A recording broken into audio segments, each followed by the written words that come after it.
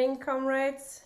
Thank you so much for joining us tonight for a special seminar tonight in our series Life of the Left. Tonight we're looking at Shapurji Saklatvala, Comrade Sak, I think I'll call him from now on, who will be introduced by Marc Wadsworth.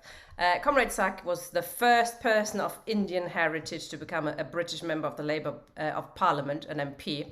And he did so as a communist and as a member of, supported by the Labour Party, but as a member of the Communist Party.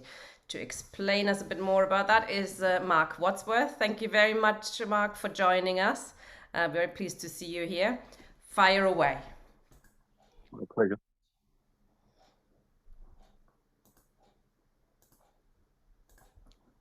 There you go.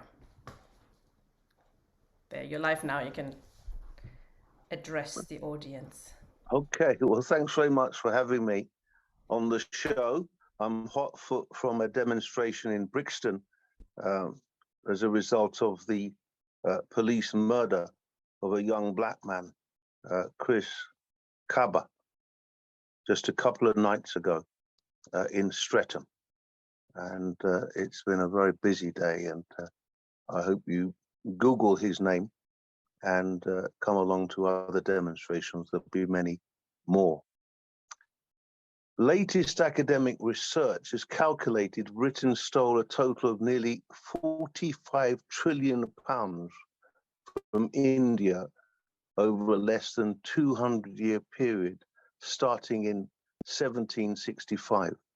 It was unimaginable plunder of a country that was one of the richest economies in the world for 2,000 years. Let's remember, before independence in 1947, 75 years ago, the country included modern-day India, Pakistan, Bangladesh, Sri Lanka, and parts of what was then called Burma.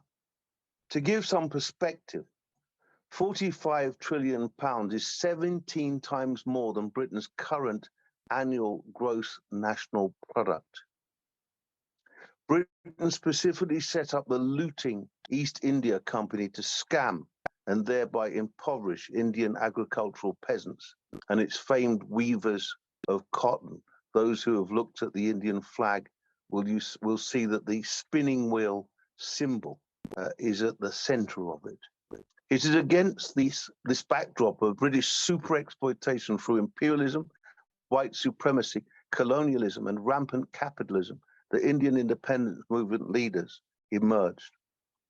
There were many bloody rebellions and massacres of Indians by the British occupiers.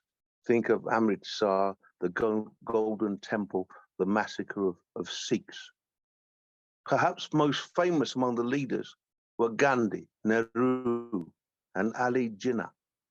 Less known are two British Indian-born MPs.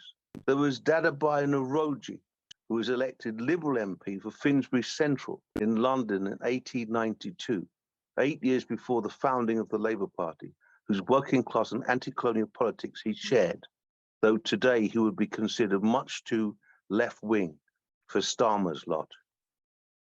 Now, he went on, he was a Congress member, Gandhi was Congress too, and became known as the grand old man of India. Such was his contribution to the independence movement and Congress.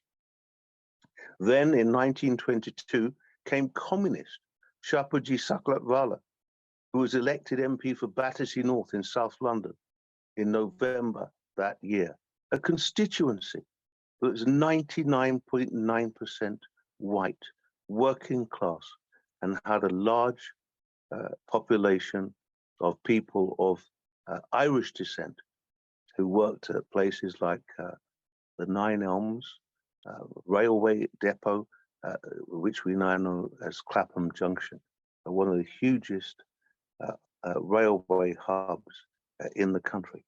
He was the Battersea Trades Council and Labour Party MP. I've written a biography of Saklatvala, Comrade Sak, the new edition of which I hope you'll buy. And the organisers of this meeting have said that they will put the link to it in the chat. It mentions, by the way, the rise and fall of Corbynism and why I think the project failed. Saklatvala, a lifelong revolutionary, was a fierce critic of reformist labourism, what he denounced as the labourers. In late 1921, something extraordinary in Labour happened. The party's right-wing ruling National Executive Committee caved in to huge labour movement pressure, particularly the powerful trades councils, and took the almost unprecedented step of endorsing Saklatvala as a Labour parliamentary candidate. Up to 1924, it was possible to belong to the Labour Party and the Communist Party. Let me read you the minutes of the relevant NEC meeting, because they make for fascinating reading. This is from my book, the first appendix. Minutes of the Executive Committee, Labour Party, 7th of December, 1921, National Agents Report. Organisation Subcommittee held on December the 1st, 1921, headed Battersea North. The Secretary and National Agent reported upon an interview they had with representatives of the Battersea Labour Party and Mr. S. Saklatvala, who had been selected as the candidate for the constituency. Considerable discussion ensued as to Mr. Saklatvala's association with the Communist Party, his attack upon the policy of the Independent Labour Party in continuing its association with the Labour Party, and his attempt to form a secessionist ILP group favourable to affiliation with the Third International. It was reported that Mr. Saklatvala, in accepting the candidature for Battersea North, had indicated his acceptance of the Labour Party constitution with its usual implications. Resolved that the candidature of Mr. S. Saklatvala for Battersea North be sanctioned on condition that he accepts the constitution of the party, agrees to receive the Labour whips if returned to Parliament, and abide by the decisions of the Parliamentary Labour Party. Who was Saklatvala? Well, he was born Shapurji Saklatvala in Mumbai on March the 28th to an Indian Parsi family, a small minority of Iran-descended people of the Zoroastrian faith, which is older than Judaism and Christianity. The more famous Freddie Mercury was also a Parsi. Saklatvala is notable for being the first person of Indian heritage, as you heard from Comrade Tina just a moment ago, to become a British Member of Parliament for the Labour Party, and was also among the few members of the Communist Party of Great Britain to serve as an MP. I think there were less than half a dozen, the last being Phil Peratin in the East End of London, who was elected in 1945, defeated it 5 years later in 1950. Saklatvala was the son of a merchant, Rabji Saklatvala, and his wife, Jerabai, the younger sister of Jamsetji J.N. Tata, the owner of India's largest commercial and industrial empire, worth billions. Today in Britain, they own Jaguar Rover and a large slice of the steel industry. He worked briefly as an iron and coal prospector for Tata, successfully unearthing iron ore and coal deposits in the states of Bihar and Odisha. At an early age, he showed his radicalism. He lobbied Tata to give better pay and conditions to its workers, which didn't find favor with their British clients. Like other Indian merchants at the time, the Tatars became hugely wealthy by collaborating with the British Raj. Saklatvala suffered with malaria, pardon me, which led him to move to England in 1905 to convalesce at a Derbyshire health spa, all paid for by the Tatars. Frankly, they wanted him out of the way. At the spa, he met a young working-class waiter, Sarah Marsh, whom he was later to marry. She was the daughter of a quarryman. He moved to Greater Manchester, to Oldham, to run Tata's office in the city, that's Manchester. He later joined Lincoln's Inn to become a barrister, although he left before qualifying. Saklatvala was always a committed socialist and first joined the Independent Labour Party in Manchester in 1909. Don't forget, they were to the left of the Labour Party and preceded it. The Bolshevik Revolution in Russia of November 1917 was an inspiration to Saklatvala, and following the establishment of the Communist International in 1919, he became active in attempting to affiliate the ILP with that new organization, the Labour Party. Saklatvala joined with Emil Burns, R. Palmdutt, a fellow person of Indian descent. His mother was Swedish, his father was Indian, and said to be the great theorist and ideologue of the Communist Party. In fact, he edited its theoretical journal. There was also J. Walter Newbold, who was elected to Parliament from Scotland, from Motherwell, in 1921 as a fellow communist. Helen Crawford and others as part of an organized faction called the left-wing group of the ILP, which was dedicated to this effort of affiliation. But when the affiliation drive by Saklatvala and the ILP's left wing ended in failure in the party's March 1921 National Conference, Saklatvala left the organization with the others in the left-wing group to join the new Communist Party of Great Britain. He attended the Second Pan-Africanist Congress held in Paris in 1921 as a delegate of the Communist Party of Great Britain, as a guest of fellow Battersea politician John Archer, a Labour veteran a few years his senior, who became London's first black mayor in 1913. The snap November 1923 general election saw the Communist Party of Great Britain putting forward 9 of its members as candidates, including Saklatvala in Battersea North, where he was unanimously adopted again as the nominee of the Battersea Labour Party. Although not all the communist parties were endorsed by their Labour Party, they were the recipients of support from local Labour activists, and in the main, the Labour Party didn't stand candidates against them. Despite modest gains for Labour in the election overall, the result of the election returned the Conservatives the largest party in the House of Commons, although their number of seats fell from 346 to 259. All communist candidates were defeated in the 1923 election, however, including Saklatvala, very narrowly. The 1924 general election came in the wake of the so-called Zinoviev letter, a Soviet smear planted by the British Secret Service against the Labour Party and the left, and saw the Conservatives increase their vote by more than 2 million to win the election. The Labour Party saw a net loss of 42 seats, despite contesting more constituencies than ever before.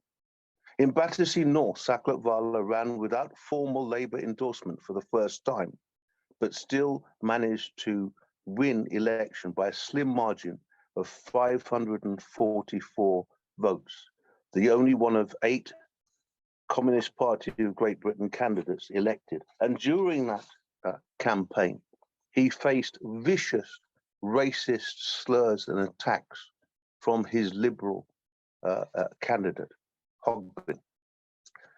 Saklatvala was arrested during the 1926 general strike, following a fiery speech he made in support of striking miners, and was jailed for 2 months on a charge of sedition. That was at a Hyde Park rally, where he said he was prepared to be shot down by troops if necessary in defense of striking workers, among whom he was popular in England, Scotland, and Ireland, which he toured, the latter of which he visited several times to support left-wing politicians, including James Larkin, as I detailed in my book. I've come up with some fascinating and really important Labour movement Irish historical detail. Saklatvala was active in the League Against Imperialism from the time of its formation in 1927. It became the Movement for Colonial Freedom. Some of you will recall that Feneb Rockway was a leading light in that. It's now called Liberation. He had a bitter dispute with Gandhi over tactics in 1927. Gandhi famously promoting non-violent civil disobedience against the British to gain Indian independence. And Saklatvala took the more hardline communist position of a revolutionary uprising by workers and peasants being needed. And I document that fascinating correspondence in my book, and scholars, including the Cambridge eminent professor, Priyamvada Gopal, in her amazing Insurgent Empire book, quote my correspondence, and I'm pleased to say praise the scholarship of my book.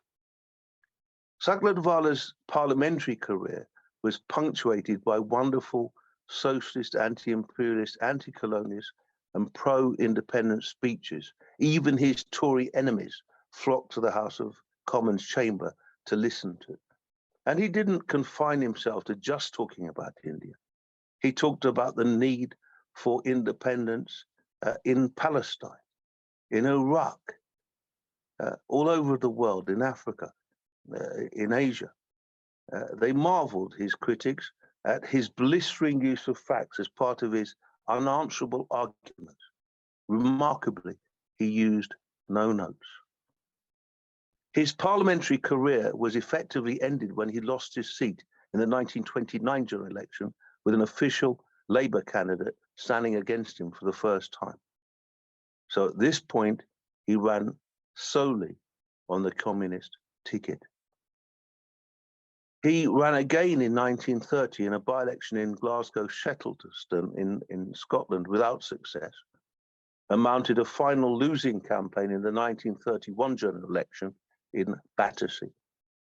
In 1934, he visited the Soviet Union to tour the country's Far East republics, whose governance he compared favorably to that in British India. During that tour, he suffered a heart attack, but recovered. And I have to say that at the end of the 20s, he went on a monumental tour of India, being greeted by crowds of adoring fans everywhere he went, to the point at which the British, and this included, to our Labour Party's shame, British administration, the Labour administration, barred him from ever returning to his native land. Even when his mother died, he wasn't allowed to return to be at her funeral.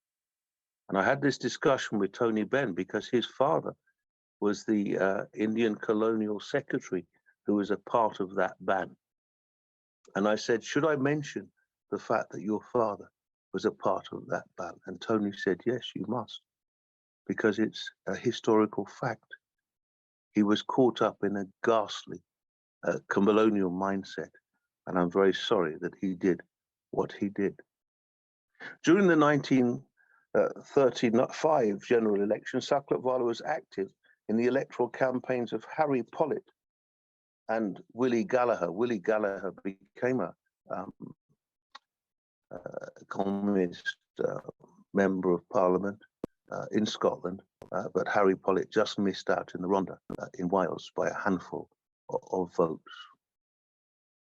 Saklatvala, aged just 61, died from a second heart attack on the 16th of January 1936 at his Highgate, London home. But his legacy lives on in our continuing struggles for socialism, internationalism, and social justice.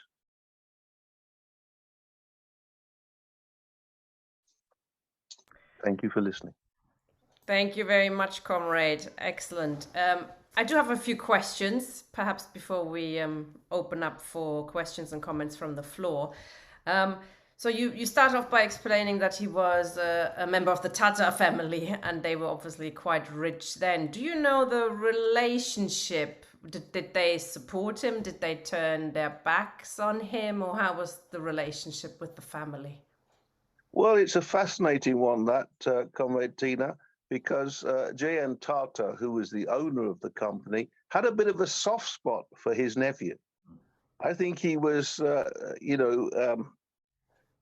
a sort of closet radical. Like he supported the notion of Indian independence. He called one of his factories Swaj, which means self-help, and but he couldn't overtly come out and support his nephew's sort of radical views, because it would have been bad for business with his British clients. But the reason I mention that is that Saklatvala wasn't cut off by the Tatars. Even though he was this radical communist, they maintained him with a wage from Tatar, the equivalent of a departmental manager, so that he could survive. Because back in the day, MPs weren't paid. They certainly weren't paid the 100,000 that they get today. They got a pittance. So a lot of working class people, a lot of people without independent means couldn't be MPs. But Saklatvala was insulated, if you'd like, by this largesse from the Tatars, which they continued to pay him. That's interesting. It's a bit like Friedrich Engels, who obviously was, on the other side, but not politically with the working class, and Absolutely. financially, sociologically with the ruling class. But that doesn't mean you can't fight with the working class. The relationship between the Labour Party and the CPGB at that time is very interesting, isn't it? The Labour Party had just been formed and was quite different to what it was today. So you read out that letter where they questioned him quite a lot, but not all communist MPs were accepted into the Labour fold. Is that correct? I mean, Newbold, I think, who was elected with him, wasn't allowed to join the Labour Party fraction. What was the difference between those two? Do you know? Well, Newbold was in Scotland.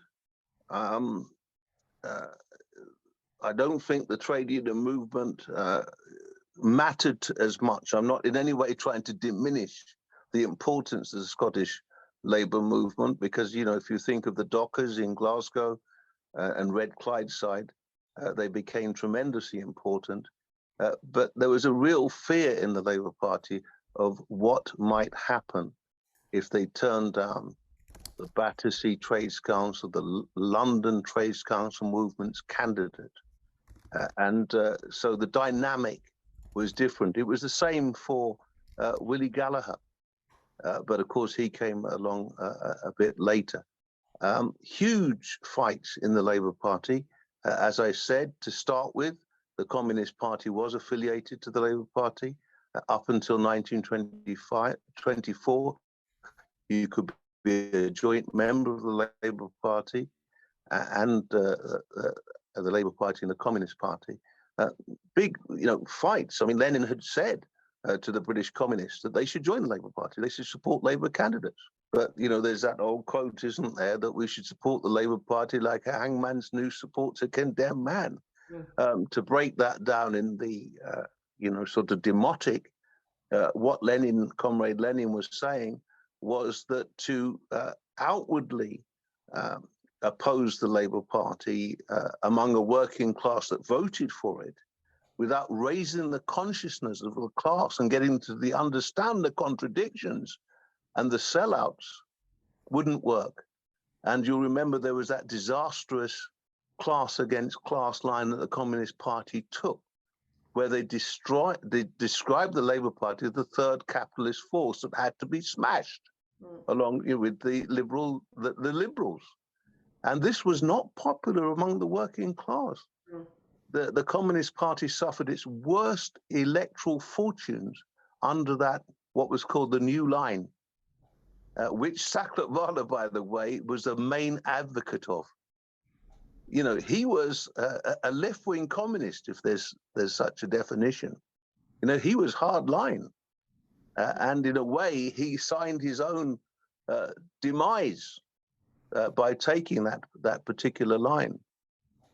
I was going to ask you about that as next, because him going to the Soviet Union in 1934, that was quite a different place than, after the Russian Revolution. A lot of communists got inspired by the Russian Revolution, but obviously with Stalin in charge, etc., things changed quite quickly. So was he a a Stalinist? Was he a follower of Stalin in your assessment? Well, Stalinism hadn't been developed. And you'll recall that there was a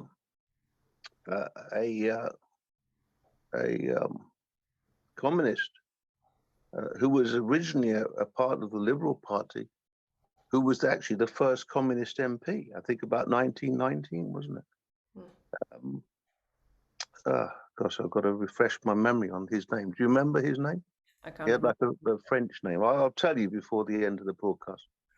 But he'd gone to the Soviet Union and on a delegation, a parliamentary delegation, and had been so taken aback by the progress, the economic, like people going to Cuba today and saying, oh, the education system is fantastic, health service is fantastic, the social, provision side is great, and being converted by their experience, and came back and declared himself as a communist MP.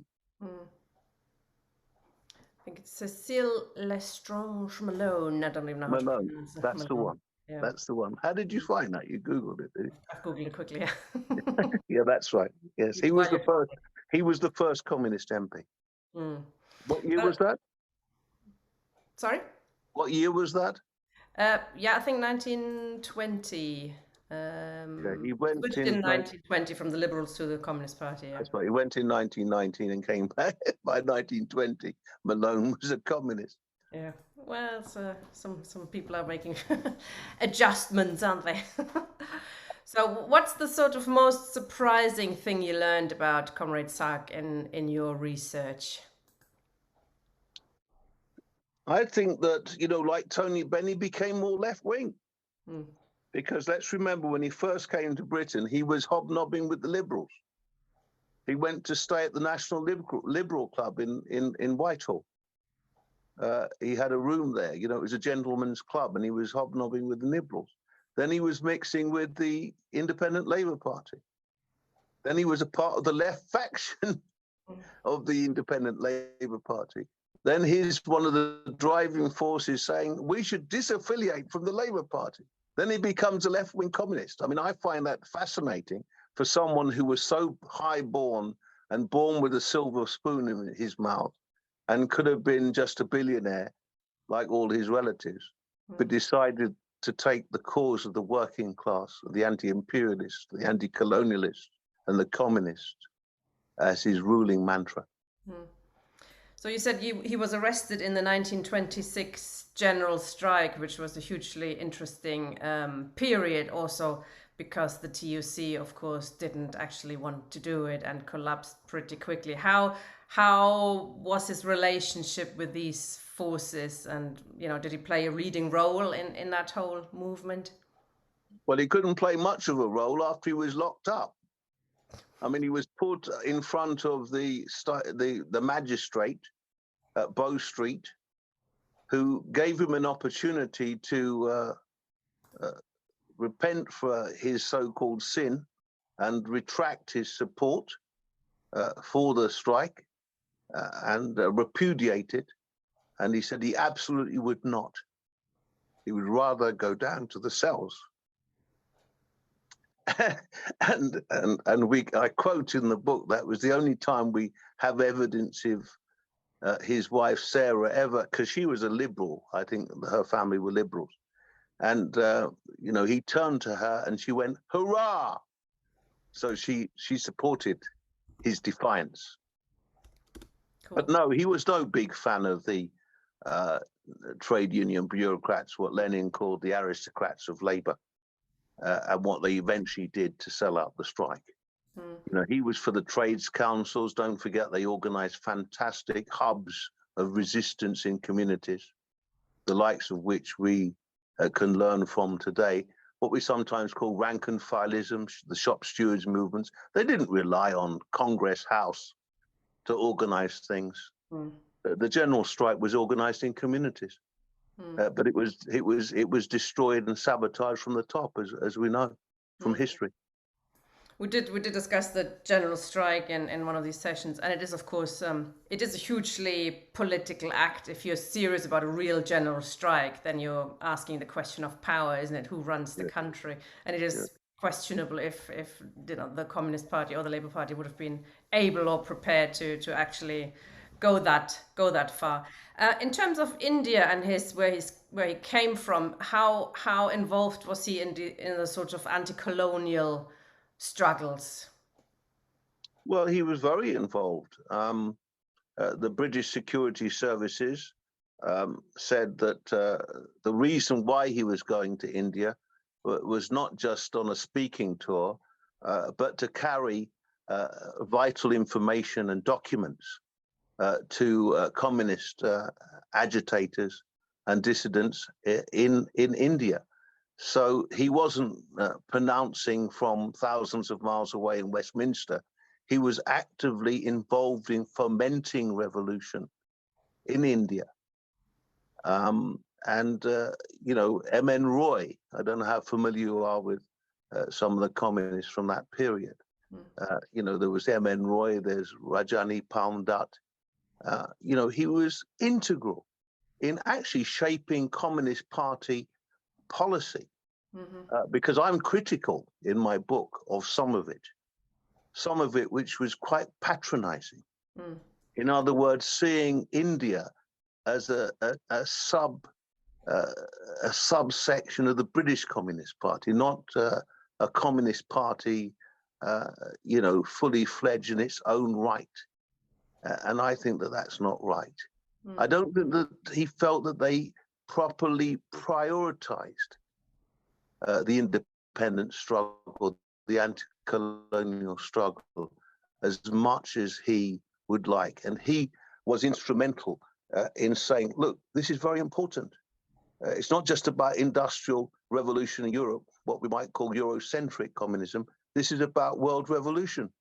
And you can't have world revolution while the struggling masses in the South are oppressed and not being properly resourced in their resistance to imperialism, colonialism, and capitalism. So I think he played a major role in shaping Communist Party international policy, and that is not properly acknowledged or recognized.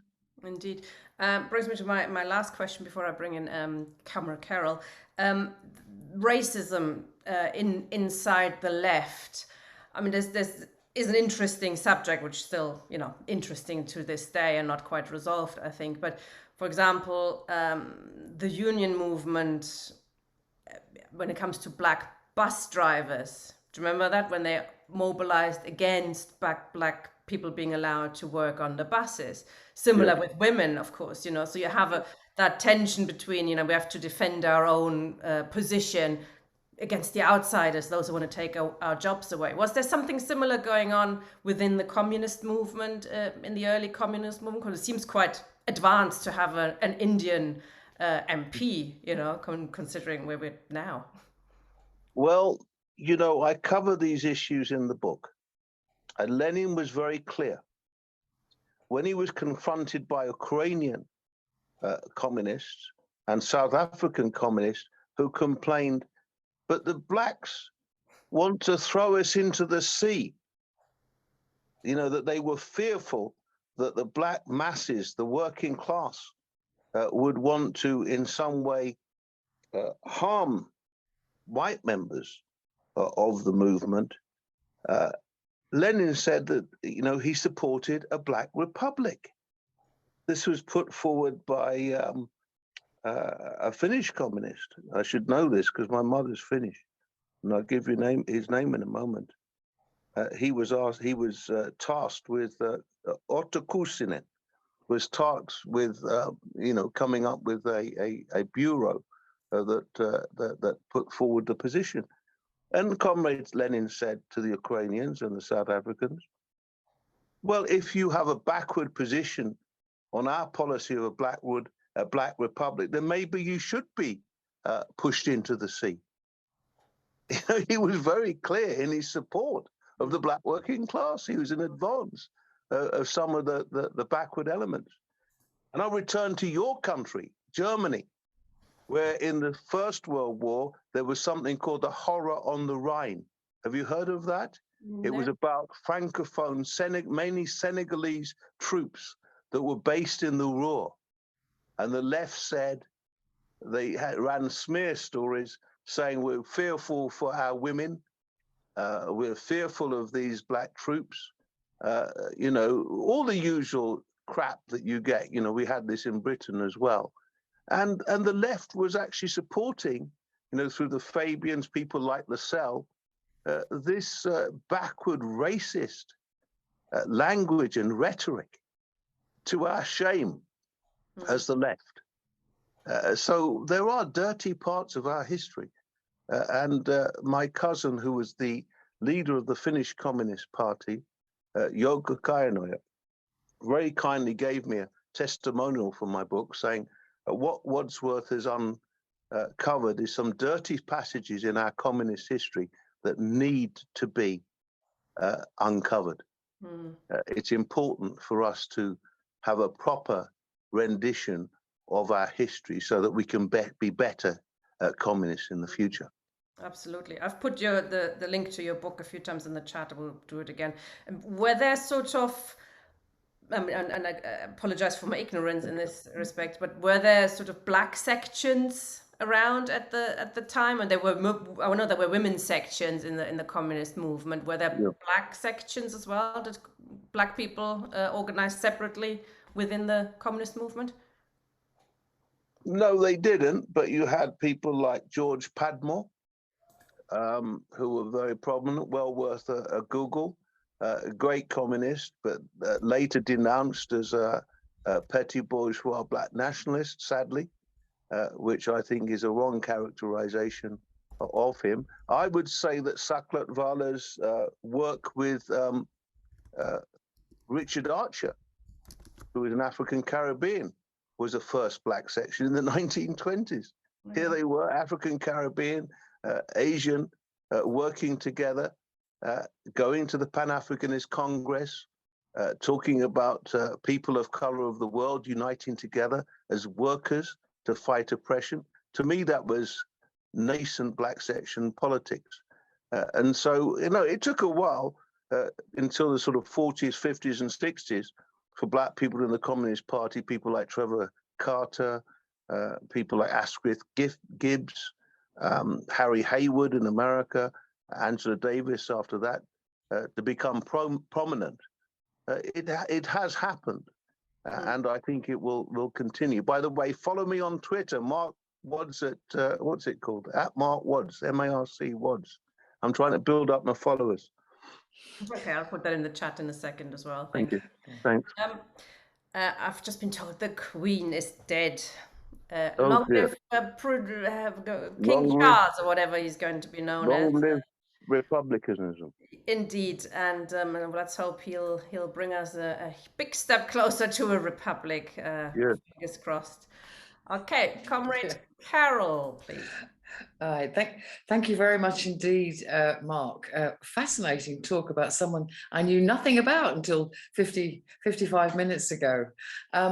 Tina asked one of the questions I was going to ask about how much effect he had in India as well. Yeah. But I'm also wondering how much effect he had in his family, you know, that ran the Tata company. Did they treat their workers well? Did they give good working conditions and good wages? Because you said that was it his father or who supported him, or the company supported him? Did they support him in any way in the way they treated their employees? I'm afraid not. Oh. I'd like to say in the affirmative. What I can say about the Tatars is because of their religion, which is Zoroastrianism, they believed in philanthropy. So they're not supposed to make a profit. So they're supposed to put all the profit into supporting their workforce. And they actually built a city in India based on their profits, where everybody was well housed and educated and had health care. So he was a part of that tradition.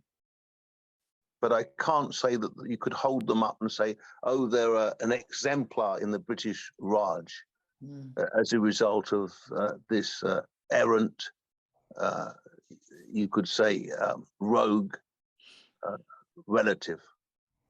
He criticized the Tatars in Parliament, as capitalists, as exploiters. I'm surprised they put up with him, but because I think his uncle had a soft spot for him, they kind of gritted their teeth and looked the other way and pretended that he hadn't spoken in the way that he did. Okay, so it's a bit like the Quakers and the Cadburys, isn't it? At least providing. Your question. Yeah. Thank you very much. Thanks, Carol. Yeah. Okay, Ken. Hello. Thank you very much for your talk, Mark. I'm interested to know how far his political activity changed once he made his final attempt to get elected to Parliament. Did he maintain links with the Labour Party and try to change their views at all? Did he try and influence them to take other communist people into the party as candidates for Parliament? Or did his activity shift in different directions? You've already said he did a lot of work with India, but I'm just curious to know how far his political activities in this country altered after, I think it was 31 when he lost his last by-election. Thank you. No, his political position in regard to the Labour Party hardened as a result of the New Line, which he was a big proponent of. So he wanted nothing to do with them. I mean, originally there were Scottish leftists that would second motions from him and give him some sort of parliamentary support. Not much south of the border, I have to say. But no, he became bitterly opposed to Labourism, the Labourals as he called them. He saw them as no better than the Tories or the Liberals. And so he ended up being very opposed. And there were slogans all the way around the Shettleston constituency in Glasgow attacking the Labour Party, of which he was a party to. Just on that, actually, because Ken mentioned India again, how was his relationship, if you had any, with Gandhi? You mentioned him at the beginning, but Gandhi obviously had quite a different way of doing politics compared to, a communist. Did they meet? Did they get on? They didn't meet, but he mocked Gandhi as a mysticist, someone into a sort of spiritualism and belief in a higher order that wasn't of this earth. Gandhi was called the Mahatma, as you know, which is an honorific title. And he mocked that as well, trying to say, oh, you're trying to say you're someone special, but you're not. So he tried to be respectful towards someone who was an elder, someone who was older than him.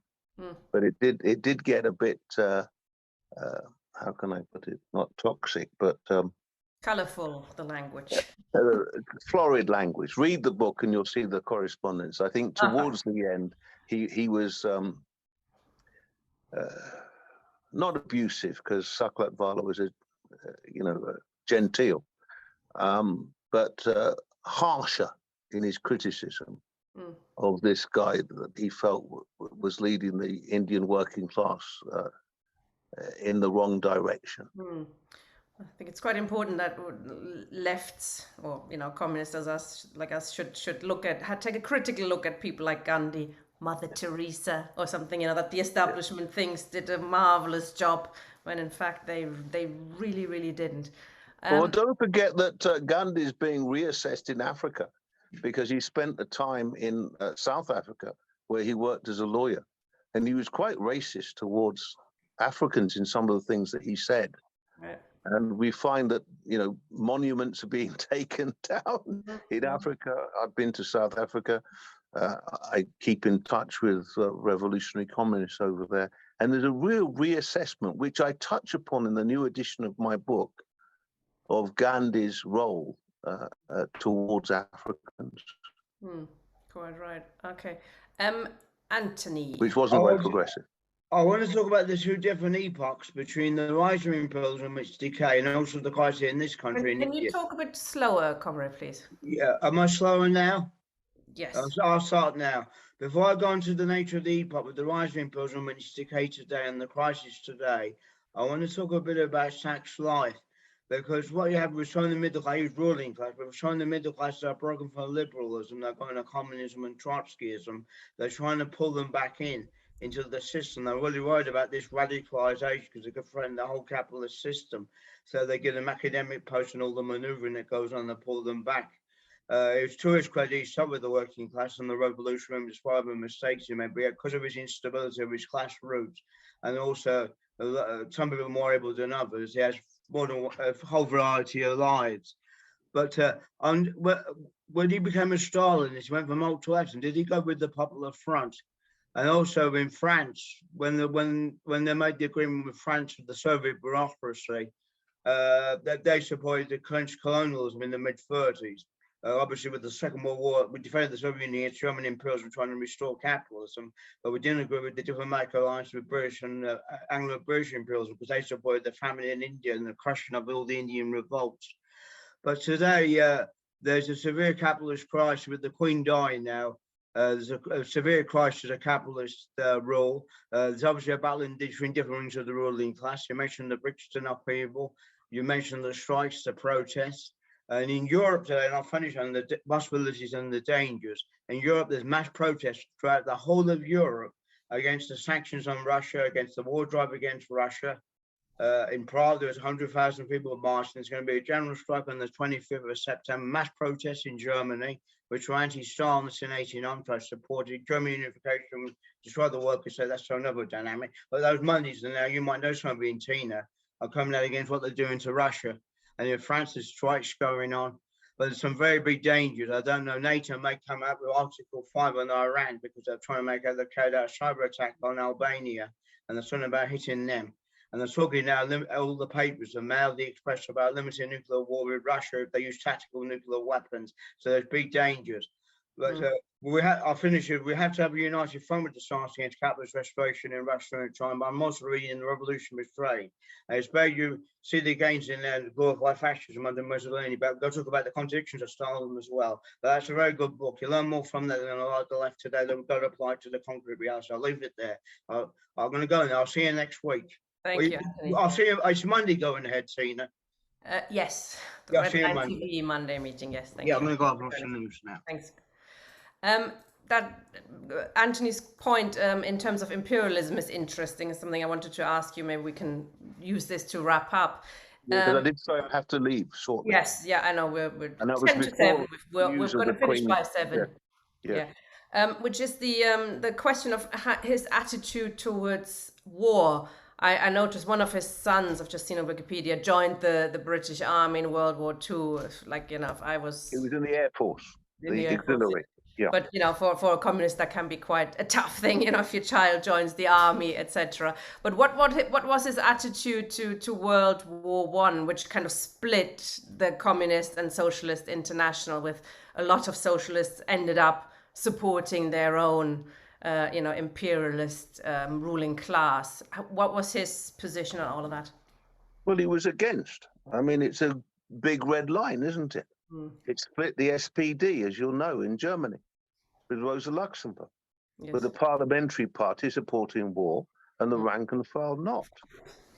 Worse, actually, than Keiko, his second son, joining the Air Auxiliary, was that his doctor, first son, de Rabji, was a conservative, joined the Conservative Party.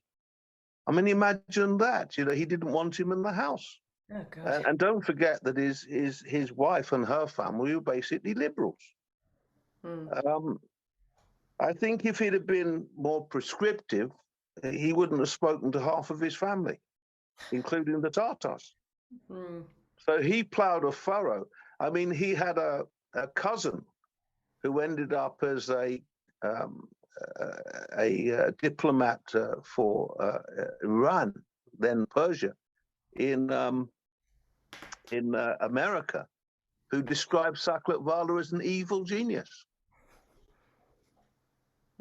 And said he was someone that should be opposed at every turn because he was a very dangerous figure in society. He just got on with it, comrade. He did what he had to do, said what he had to say, took the actions that he thought were the correct actions, and to hell with people who didn't agree. And I think that we should have more of that conviction politics on the left today, Absolutely. don't you? We weren't seeing a lot of it from Corbyn. I'm sorry, I don't mean to criticize him, to criticize the politically dead, but there were big mistakes made. Absolutely. Not taking on the right wing, not fighting the witch hunt, appalling over Brexit, appalling over the IHRA. You know, do I need to list? Still supporting NATO, don't forget. Yes.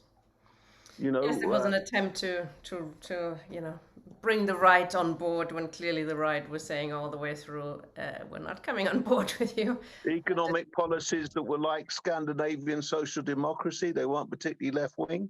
No. What's for you then the key thing, the key lesson that comrades today can learn from Comrade Sak looking back? I mean, apart, you know, let's say from fighting for your politics openly and, you know, not shying away from a fight. What's the sort of other key lessons you've learned from Comrade Sak? Be true to yourself. Corbyn should have been true to himself. McDonnell should have been true to themselves. One senses that McDonnell may be a Marxist at heart. I think that Jeremy Corbyn is a left liberal. I think in any party I'd like to belong to that's left-wing, he'd be the sort of lefty centre. You know, and I think that they wouldn't have won, but we could have carved out a space for the left that the right wing couldn't turn back. We could have taken over, as Jeremy promised me at the very beginning, the Labour Party machine. And we didn't do that. It took 3 years to get rid of right-wing saboteur McNichol. We didn't flush out, clear out all of those people who denied us the 2019, was it 2019, 2017 election? Yeah. You know, that's self-inflicted harm. And we've got to be more ruthless in the future. We've got to be more convicted. And we've got to be more socialist and more anti-racist. What did that mob do for black self-organization? They had 5 years to fix the fact that the BAME Labour is moribund. It's been dead for 10 years. It only served to put Keith Vaz on the NEC for, I think, 17 years or whatever it was. That could have been a bulwark for leftism. You know, bringing back black section left politics that I was proud to lead in the 80s. No, we were just shunted into a sort of siding by the Corbyn left. And so we weren't there to fight and defend and be a part of the Praetorian Guard. I was chucked out. Jackie Walker was chucked out. Chris Williamson, Ken Livingstone was driven out, all on his watch. Can't blame anybody else for that. Carrie Murphy, Jenny Formby, we have to call them out. Yep. What did they do to fight? And Saklatvala would have fought. And that's what we must do. Absolutely, I totally agree. As you know, we've worked together in Labour against the witch hunt. Next week, comrades, we'll be looking at John McLean, Scottish revolutionary, who will be introduced by Sandy McBurney. And the series continues further. If you would like to introduce somebody from our history who has inspired you, please get in touch. Write an email to info@labourleft.org and we can bring you on to discuss that. Thank you very much, Marc, for joining us tonight. I'll let you go now. I know you had a long day and we've got another meeting ahead. I was just going to tell comrades about the Future of the Left event in Liverpool, which is taking place, and Marc will be speaking at that as well. taking place in Liverpool during the Labour Party conference, organised by socialists in and around Liverpool and beyond. The Labour Left Alliance is also sponsoring that. Go to the website, please, if you can. Maybe Ken, you could put the link into the chat. That would be fantastic, so comrades can get their tickets. And that's a really important event on Redline TV next Monday. As Anthony mentioned, we're discussing the issue of class war, and we'll be looking at the Labour Party and our lovely new Prime Minister Liz Truss, and see what they have in store for us. And we've got a few interesting guests on that issue. So thank you very much, comrades, for joining us. Thank you very much, Mark. I think maybe Ken can't find the website, so I'm just going to look for it quickly. So it's futureoftheleft.org.uk. You can get tickets there. It will be streamed to very high quality. But there's also space for real life visitors. So if you can come to Liverpool, there are limited seats for Monday and Tuesday. Wednesday, we're going to be in a bigger hall discussing, is the Labour Party dead? There's a number of options. Not a yes or no question, I think. And what's the future of the left? And we'll have a varied panel there with all sorts of people joining us to discuss that. Thank you very much, comrades. Have a good evening, and hopefully see you next week on Thursday and on Monday at Red Lions TV. Good night.